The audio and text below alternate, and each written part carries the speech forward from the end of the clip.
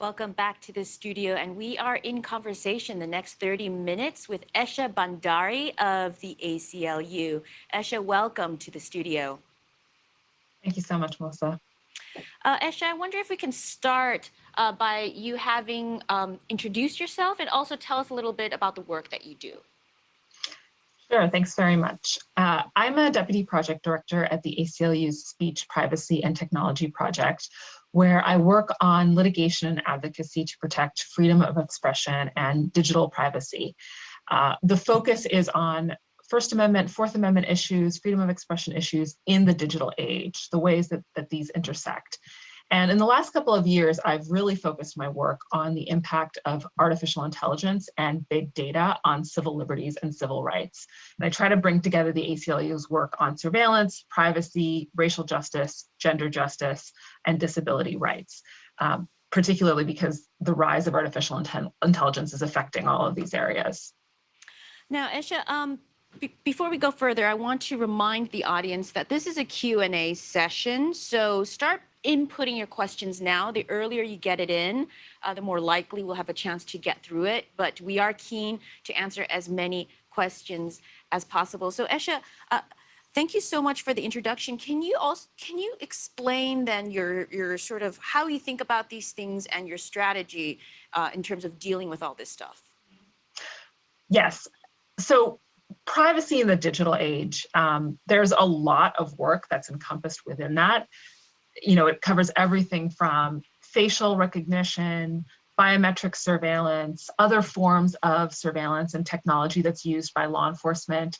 It covers big data and collection of consumer data and how that's used. It covers, you know, DNA and the use of DNA and DNA data banks.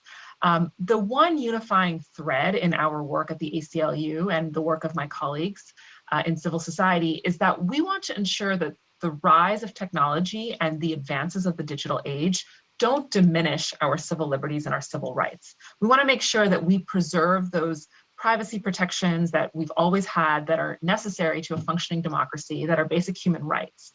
So while technology, you know, the advance of technology can bring many wonderful things for human society, we don't want it to come at the expense of our rights. And that's really a unifying theme. And the way that ties into the racial justice focus of this conversation is that privacy and racial justice, we don't see them as separate areas of work. They're completely intertwined. Of course, we all, you know, I think we all should care about privacy. We're all affected by diminishments of privacy, but the disproportionate impact of violations of privacy, the rise of surveillance technology, the use of big data, it is falling disproportionately on people of color and communities of color. And we always try to foreground that in our work. And so, you know, we see privacy work as a fundamental racial justice work in the 21st century. And so I wonder if we can approach the next few minutes by putting them in buckets in terms of the advocacy work, right? You have litigation that the ACLU is so well known for, and legislation as well. Let's start with litigation. Can you give us a few of the cases that the ACLU has worked on? And they can be at the state or federal level, both. It'd be awesome to hear a little bit more. Sure, I'd be happy to. So I want to highlight a couple of cases that we've brought recently and successfully litigated. The first is a case called Leaders of a Beautiful Struggle versus Baltimore Police Department. Leaders of a Beautiful Struggle is a grassroots Black-led Baltimore organization. Great name for the case, right. Which was about challenging persistent aerial surveillance in Baltimore. So, you know, what happened is that the Baltimore Police Department contracted with a private company to run surveillance planes over the city. And these planes would fly up to 40 hours a week, capturing hours upon hours of footage covering 90% of Baltimore. And, you know, these photographs that were captured could track people's movements. So even though you're taking these photographs from the sky, there was sufficient detail that you'd be able to track individual people going from place to place. That kind of persistent aerial surveillance raised major concerns for people in Baltimore. You know, you could see someone going from their home to their place of worship, maybe to a medical clinic. So this is totally like a total surveillance. I mean, this is the kind of thing that you hear about, the kind of thing that I've reported on in authoritarian countries.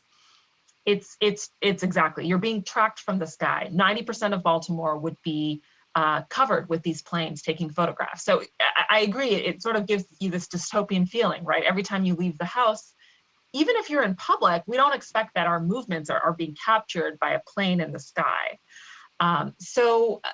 Leaders of a Beautiful Struggle, as I mentioned, is one of the grassroots groups in Baltimore that wanted to push back. Now, the Baltimore Police Department said, we're doing this to combat serious crime.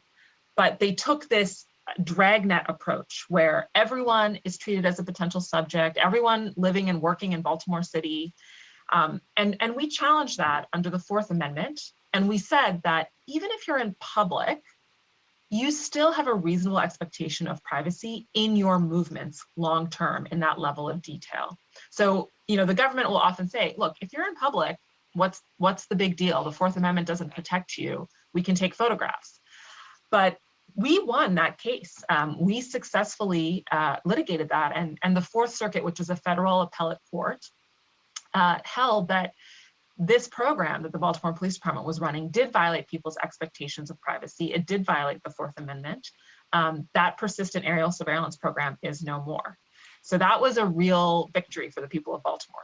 Now, I presume then that other cities that were considering doing this looks at that case and what are the consequences? They can't really act on it now as a result of this ruling, or? That's the hope, yes, that even if there are cities outside of the Fourth Circuit's jurisdiction, that they'll look at this ruling and say, why would we launch an unconstitutional program? So I hope that certainly every municipality in the country is on notice now that this kind of persistent aerial surveillance is not constitutional. It's not okay. And again, I think this case is a perfect example of the racial justice implications of this kind of work. So that's one example. The other example I want to highlight for you is our case challenging Clearview AI's collection of face prints and building a database of face prints.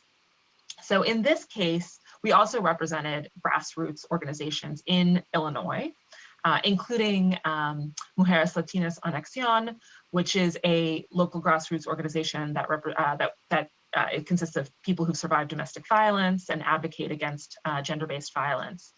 And they highlighted the fact that, Clearview was building a database of face prints of millions of people. And that has real implications for survivors, for other people who are marginalized, who are very concerned that if their face prints are in a database, they can be tracked, surveilled, and they don't really have control. Now, keep in mind, our face prints are immutable characteristics. So if a company like Clearview captures your face print from a photograph and sells that or shares it with law enforcement, we can't change that. It's not like losing your credit card or even a social security number where you can change that. So once our face prints, which are these immutable identifiers are gone, we really lose control. So we sued under an Illinois state law, the Illinois BIPA, Biometric Information Privacy Act. And which is we actually, settled that state law is probably one of the, from my understanding, one of the more robust laws out there, or one of the few that exist in the States? That's correct. And I know we'll talk about legislation later, but Yeah. Certainly Illinois was one of the earlier states to come out the gate and protect biometric information.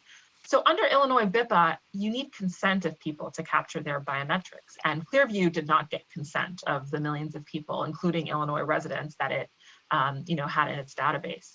So we settled that case very recently, and per the terms of our settlement, Clearview is now permanently banned from selling the biometric information in its database nationwide to corporate parties, and it can no longer share within Illinois for the next 5 years with law enforcement, even though the Illinois BIPA has exceptions for law enforcement use of biometrics, but Clearview, under the terms of the settlement, is not going to share with law enforcement in Illinois for 5 years.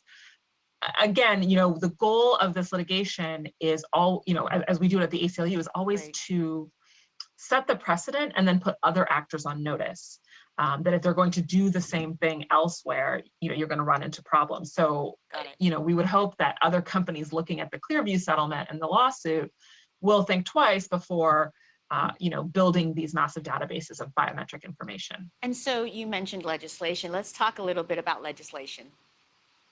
Yes, so there are a lot of efforts. There, the federal and the state levels operate in tandem sometimes, but obviously at the federal level, if legislation is slow to move, the states can often act faster. So we try to work at both levels and encourage states that want to pass robust privacy laws to do so and not to wait for federal action. Mm-hmm. On the state level, I want to highlight a couple of initiatives. One is in Maine. There would be, there's a potential bill to protect biometric identifiers, biometric information. So, we talked about how Illinois was early out the gate with the Illinois BIPA, but we're supporting states like Maine passing their own biometric information privacy laws. I think that the Illinois BIPA, was passed years ago now. We have more information about how biometrics are captured and used. So we should, have the most up-to-date legislative language that we encourage states to adopt. And then on a slightly different tack, moving away from biometrics, in New York, there's a Digital Fairness Act that's been proposed. And this is a bill where private entities would be regulated in terms of the information they can collect from consumers, the algorithmic uses they can put that information to. So, one of the issues that's happened with big data is it's not just that we're being surveilled and having, our movements captured or our biometrics captured, but the data that's collected on us is then used in turn to give us economic opportunities, right? Housing, employment, credit.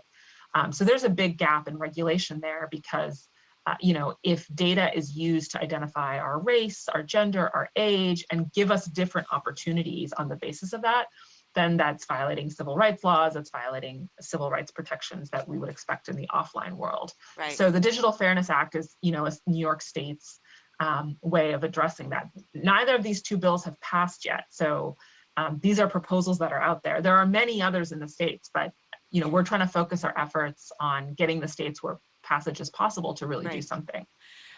And so we've talked about litigation legislation. Can you quickly talk a little bit more about the broader advocacy work that you guys are doing? And then I do want to actually talk about Roe v. Wade, because there are certain things. It's a big thing right now. But very quickly, broader advocacy efforts. Yes, we also focus advocacy on public education, but also on pushing companies to do better or do differently. Now, we're not naive that, we'll convince businesses to always act against their business interests, but sometimes raising public attention to a problem can change things, particularly for companies that are sensitive to public opinion or consumer opinion. So, for example, we led an advocacy campaign against Amazon's facial recognition tool known as Recognition. We highlighted how members of Congress were included in the database, and there were errors around people who had arrest records and really highlighting just how flawed facial recognition tools like this are. And that advocacy campaign put a lot of pressure on Amazon to change what it was doing. So we'll often engage in public campaigns like this when there's a clear problem and we could raise media and public and consumer outrage about it.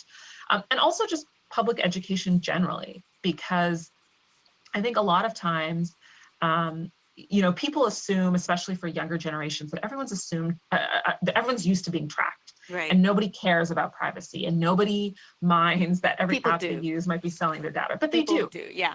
Exactly. So sometimes it's really just highlighting, look, here's a practice that's out there. We've learned about it through the course of our work. We want the public to know. And then, we as a society, we as the public can take it from there once we're aware. And as you know, that's part of the work of journalists as well, is often making people aware of things that they would care about if they knew.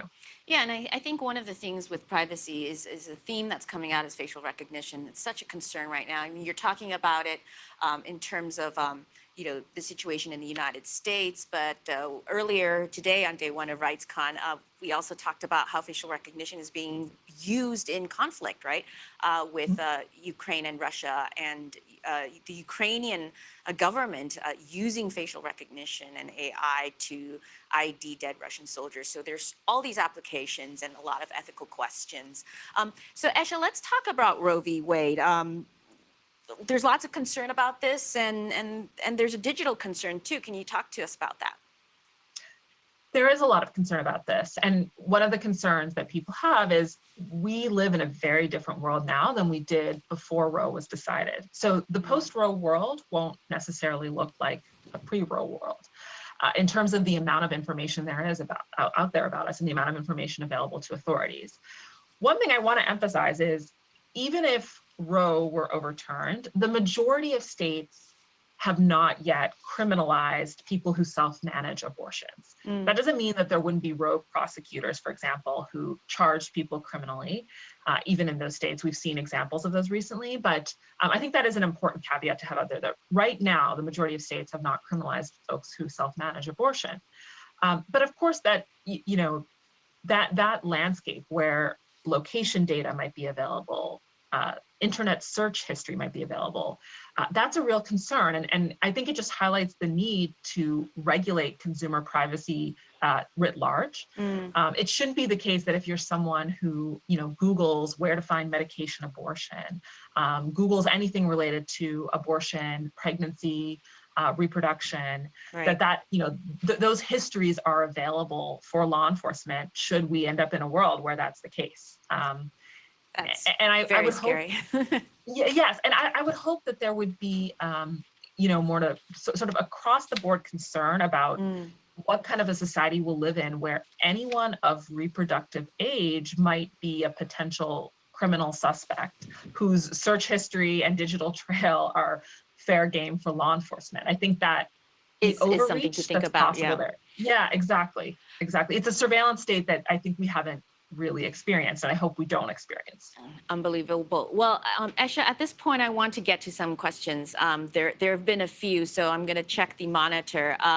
So we have somebody from the Friedrich Naumann Foundation asking, they're following the conversation and trying to figure out whether these are prevalent concerns in Africa, in countries in Africa, and if so, who is at the center of the technology behind it? Esha, I know you focus on the United States. I'm not quite sure how much you know about things happening elsewhere, but if you can comment on that, that'd be fantastic.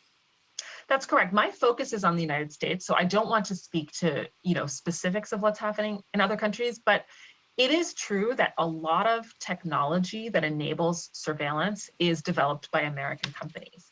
And they may be exported abroad.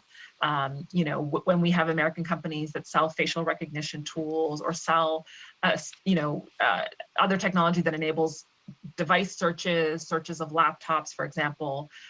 So much of this technology is developed in the United States, which is why I think the United States does have a responsibility to regulate and to concern itself with that dynamic. Certainly, you know, I think it's no solution to say, well, it's fine if an American company develops, you know, an AI surveillance tool as long as it's not used in the United States, because it's just being used to sell to other countries and use on other people in other countries. So I think it's certainly an issue that we're aware of, and partly why the public education campaigns and the public advocacy campaigns aimed at US-based companies, I think, are so important. Yeah, I think a lot of focus has been on companies in authoritarian states, particularly China, because the state there is very keen on building up its technology industry and its artificial intelligence industry. And so you see a lot of stories about that. But one of the things that a lot of people don't know necessarily or don't assume is that some of the top surveillance companies, and in fact, the surveillance market in general is still dominated by companies in the United States and in Europe. So it's good to focus on what China is doing and what Russia might be doing, but it's also very important to look at what's happening in the United States and the EU. And frankly, because these are democracies, there's actually more recourse for people like you, for people in civil society, to really, put these companies on notice and to use legislation and so on to try to effect change. I'm going to go and check another question. Joanna Booth asks, how much resistance or help do local authorities provide for these legal actions that you were talking about earlier? And do you find that these corporations, surveillance companies are working in partnership with authorities? I think you answered that one a little bit, but I guess, yeah, talk to us about the resistance from local authorities. Do they end up coming around? Do some actually partner and work with you? What's going on there? It really depends on what we're talking about. One of the dynamics that we see over and over is that you have private companies that have a given surveillance technology that they've developed and they want to sell it.